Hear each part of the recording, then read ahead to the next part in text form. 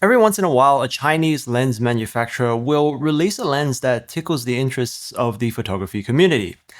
This lens does just that. This is the Brighton-Star 28mm f2.8 pancake lens made in collaboration with Funleader. It is a manual focus, full-frame lens for the Leica M mount. However, you can adapt it to most mirrorless cameras using an appropriate adapter. On an APS-C body, this will be equivalent to a 42mm focal length.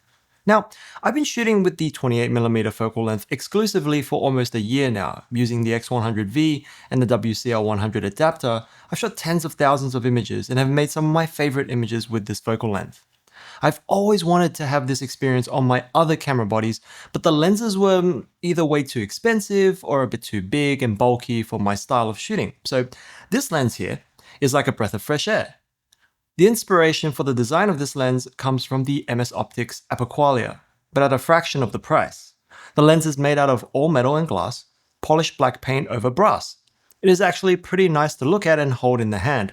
Super solid and dense. Due to the ultra-low profile, some compromises had to be made. The focus tab is a tiny nub that sits very close to the body of the camera when attached, and the stepless aperture ring is literally the ring that surrounds the front lens element.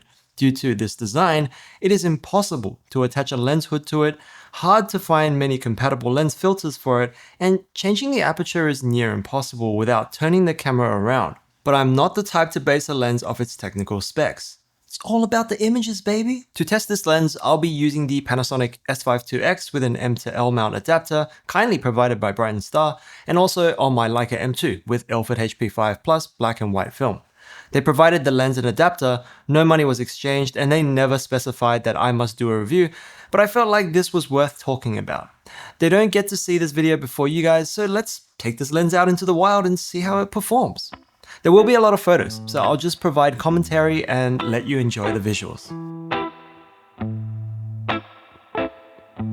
Okay, so we're here in the city. We're going to be taking some photos with this lens and see how it performs on a digital camera first, and then we're going to switch up to a film camera and then we'll see how it performs with, analog. I forgot to mention, with the Brighton-Star 28mm f2.8, I'm going to use it like this.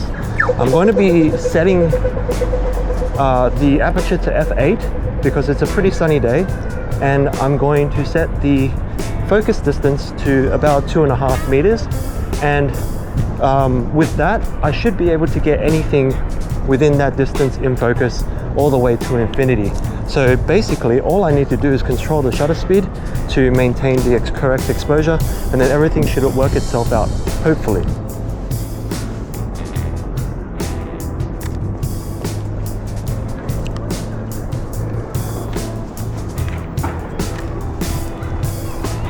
And just for the people who are curious, I'm going to shoot some video with this lens just so you can see what the quality of this lens is like for video.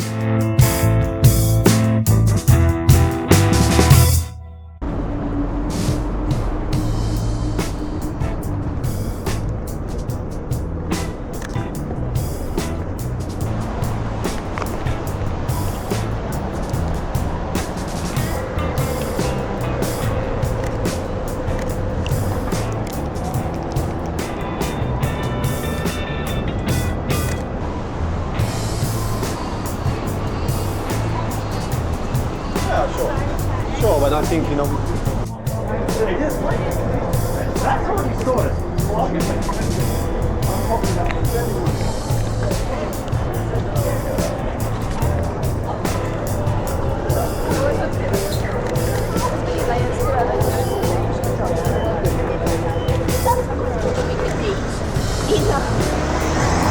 So we've done enough shooting with the digital, so I'm going to switch this Brighton-Star over to the film camera. Alright, so it's on the Leica now, still same process. I'm going to set it to f8, I'm going to set it to 2.5 meters, and I'm probably just going to use hyperfocal distance and shoot it. I'm currently got HP5 loaded, and I'm going to be rating it at 800 ISO, so hopefully I can do like 1/500th or 1/1000th of a shutter speed most of the time. Alright, so let's get shooting.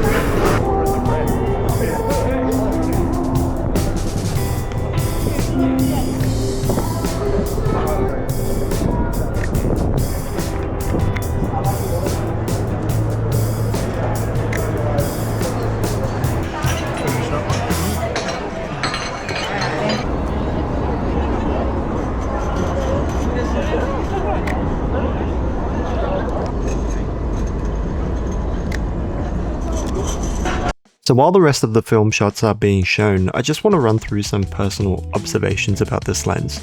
To really boil things down, I'd say the image quality is adequate. It's fairly sharp in the center, but starts to quickly fall off as you reach the edges of the frame. Really obvious at f2.8, still pretty apparent when stopped down to f8. Flaring can get really bad depending on how you angle the lens towards the sun. For social media, it's not noticeable at all, but if you do larger prints and want the cleanest image, this lens isn't it. It does exhibit noticeable barrel distortion. You can fix it in post, but you would be cropping into the frame slightly. As other YouTubers have pointed out, the field curvature on this lens can cause objects in the background near the corner of the frame to appear to be on the same focal length as the in-focus foreground subject in certain situations. This is simply due to how the lens is constructed. To be able to achieve a size this small, compromises needed to be made. And finally, the minimum focusing distance for the lens is 0.7 meters, which is surprisingly further than you think. When a product is made so well, but priced relatively cheap, it would be ignorant to assume there won't be any compromises. Is this lens optically perfect? Not really. Is this lens user-friendly? I would argue no as well. But I think this lens really wasn't designed for everybody. If I were to explain it, it would be for those who enjoy shooting street and want a fun, compact manual lens for those days you really don't want to take it too seriously. At least that's what it felt like for me. So I hope you guys found this video helpful. If you want to see more street POVs, you can check them out here. Thanks, and until next time.